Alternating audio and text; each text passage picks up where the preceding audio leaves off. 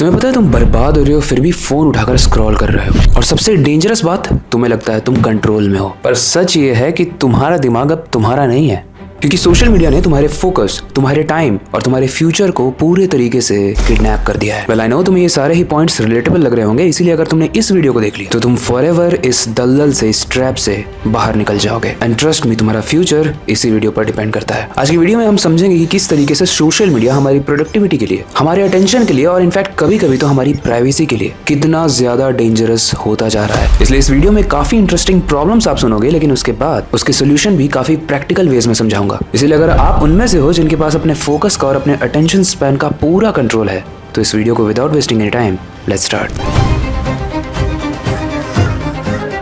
बिल्कुल अपना मानसिक संतुलन खो चुका है social media.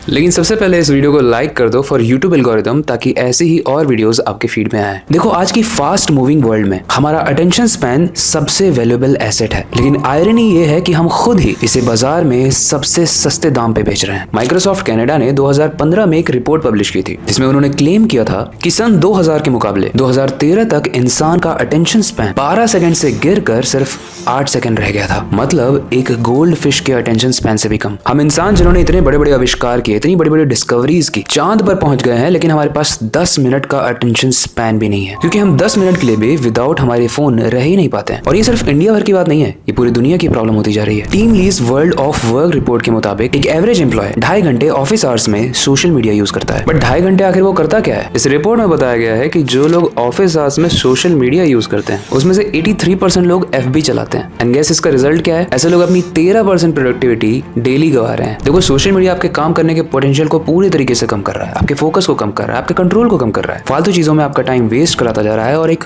बहुत ही खतरनाक हैबिट दे रहा है, और वो है प्रोकास्टिनेशन की,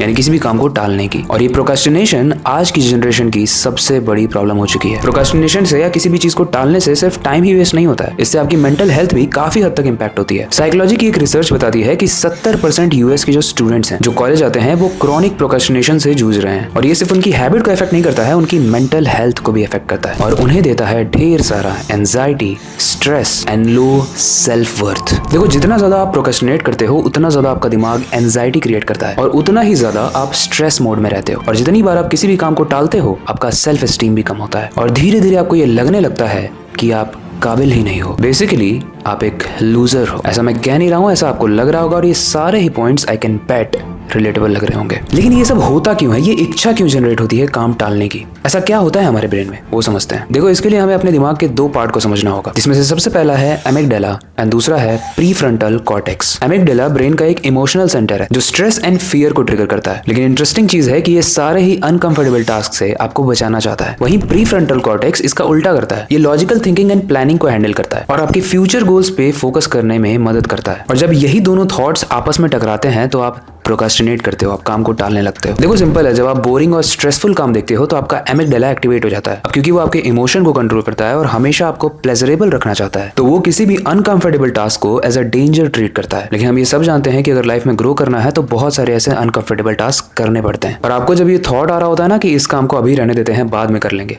तो समझ जाओ आपका एमिगडाला एक्टिवेट हो चुका है। लेकिन अगर उसी वक्त आप अपने कंट्रोल में रहकर थोड़ा वेट करोगे, पेशेंस के साथ सोचोगे, तो आप अपने प्रीफ्रंटल कॉर्टेक्स को एक्टिवेट कर सकते हो, जो बताएगा कि ग्रोथ के लिए ये जरूरी है, और उसकी प्लानिंग करेगा, स्ट्रेटजीज बनाएगा। आपका ही ब्रेन है, बस आपको प्रायोरिटाइज करना है कि आप एमिगडाला को प्रायोरिटी देते हो या प्रीफ्रंटल कॉर्टेक्स को। देखो, जब आप किसी भी चीज को टालते हो या प्रोक्रेस्टिनेट करते हो, तो वो शॉर्ट टर्म में तो आपको रिलीफ देता है, लेकिन लॉन्ग टर्म में ये काफी प्रॉब्लम्स क्रिएट करता है, एंजाइटी बढ़ा देता है, क्योंकि जो काम आपको करना था वो टालने से हो तो नहीं गया, बल्कि पेंडिंग हो गया। तो इससे आपकी एंजाइटी बढ़ती है। ये हैबिट आपको सेल्फ डाउट में भी डालती है, और बार बार प्रोक्रेस्टिनेट करने की हैबिट की वजह से आपको ऐसा लगता है कि मैं किसी काम के काबिल हूं भी या नहीं, क्योंकि मैं हर चीज को तो टाल देता हूं। और अल्टीमेटली बर्नआउट हो सकता है जब प्रेशर बहुत बढ़ जाए। एक तरीके से सोचो, जैसे पेन किलर लेने से दर्द टेम्पररी चला जाता है, पर असली प्रॉब्लम जो बॉडी में चल रही होती है वो रह जाती है। ठीक उसी तरह आज की डिजिटल एज में सोशल मीडिया का ओवर यूज हमारी प्रोडक्टिविटी को और हमारे फोकस को काफी इफेक्ट कर रहा है, और उसे दीमक की तरह खाता जा रहा है। लेकिन अगर तुम चाहते हो कि तुम्हारा फोकस वापस से आए, तो अब सॉल्यूशन सुनो। सबसे पहले तो आप अपने फोन को आपका मास्टर नहीं, एक टूल समझो। एक ऑब्जेक्ट है ये, पूरी दुनिया नहीं है आपकी। कोई काम करते वक्त एक फेमस जापानीज टेक्निक को फॉलो कर सकते हो जिसका नाम है पोमोडोरो टेक्निक। इसमें आप 25 मिनट तक कोई काम करते हो, उसके बाद 5 मिनट का ब्रेक, एंड इस साइकिल को आप 5 बार करते हो। अब क्योंकि आपको पता है कि आप ब्रेक सिर्फ 5 मिनट के लिए ही लोगे और आप अलार्म सेट करते हो, तो आपका जो काम है वो आप करोगे टाइम पे और डिस्ट्रैक्शन को भी इजीली हैंडल कर पाओगे। तीसरा और सबसे इंपॉर्टेंट जो मैं भी फॉलो करता हूँ, जब भी मैं सोशल मीडिया चलाना स्टार्ट करता हूँ, मैं उसी वक्त 10 मिनट का अलार्म लगा देता हूँ। अब जैसे ही 10 मिनट का अलार्म बजता है, मुझे ये रिमाइंड हो जाता है कि अब मुझे मोबाइल साइड में रख देना है, वरना मेरा काम इफेक्ट होगा। और सबसे इंपॉर्टेंट रामबाण जो है वो है टर्न ऑफ द नोटिफिकेशंस। ऐसे सारे ऐप्स जिनकी नोटिफिकेशन आपको डिस्ट्रैक्ट करती है और आपका मोबाइल बस ब्लिंक करता रहता है, जिसकी वजह से आप उसको देखते रहते हो, उन सारे ही ऐप्स के नोटिफिकेशन को आप टर्न ऑफ कर दो। आई नो ये बहुत छोटी छोटी हैबिट है, लेकिन यही छोटी छोटी हैबिट्स जब आप करने लगोगे तो आपकी लाइफ में चेंज बहुत बड़ा आ जाएगा। ओके गाइस, तो हमने इस वीडियो में प्रॉब्लम डिस्कस कर लिए, सोल्यूशन डिस्कस कर लिए, और कंक्लूड करते हुए मैं बस एक ही चीज कहना चाहूंगा कि सोशल मीडिया को हमारे एंटरटेनमेंट के लिए और हमें खुश रखने के लिए बनाया गया था, लेकिन हो इसका उल्टा रहा है। हम दुखी हैं, डिप्रेस्ड हैं इसकी वजह से, और उसका रीजन है हमने अपना सारा कंट्रोल सोशल मीडिया को दे दिया है। It's time to take back our control. अब गाइस, वैसे तो बहुत कम लोग सीरियस होते हैं इन टॉपिक्स को देखने के लिए, अपनी लाइफ में पॉजिटिव चेंज लाने के लिए, लेकिन अगर आप उनमें से हो और आपने यहाँ तक वीडियो देखी है तो जाने से पहले कमेंट सेक्शन में कंट्रोल जरूर लिखना, ताकि मुझे समझ में आए कि कितने सीरियस लोग इस वीडियो को यहाँ तक देख चुके हैं। और अगर आपको ये लाइफ चेंजिंग वीडियो पसंद आई है तो अपने दोस्त के साथ भी शेयर करो, इस वीडियो को लाइक करो, ताकि एल्गोरिदम ऐसी और वीडियोस आपको सजेस्ट करता जाए। और अगर आपने इसी चैनल की मेरी और वीडियोस को नहीं देखी है तो उसे भी आप जाकर देखो, क्योंकि वो सारी ही वीडियोस वो बंदा जरूर देखेगा जिसे अपनी लाइफ में कुछ अच्छा चेंज लाना है। बाकी आगे और ऐसी ही इन्फॉर्मेटिव वीडियोस और लाइफ चेंजिंग वीडियोस आने वाली हैं, इसलिए मेक श्योर कि आप इस चैनल को सब्सक्राइब कर लो। बाकी अगर आपको ये वीडियो अच्छी लगी है तो हमारे सीखो ऐप को डाउनलोड करो, ऐसी ही और सारी इन्फॉर्मेटिव वीडियोस वहां पर ऑलरेडी अवेलेबल हैं। आई होप आपको ये वीडियो अच्छी लगी होगी। इसके अलावा आपके पास कोई सजेशन है तो आप हमें पिन्ड कमेंट में सजेस्ट कर सकते हो। बाकी वक्त आ चुका है इस वीडियो को एंड करने का और नई वीडियो पर काम शुरू करने का, लेकिन जाने से पहले मैं बस एक ही चीज कहना चाहूंगा, अपनी क्यूरियोसिटी को डाई मत होने देना, नई चीजें सीखते रहना। मिलते हैं अगली वीडियो में।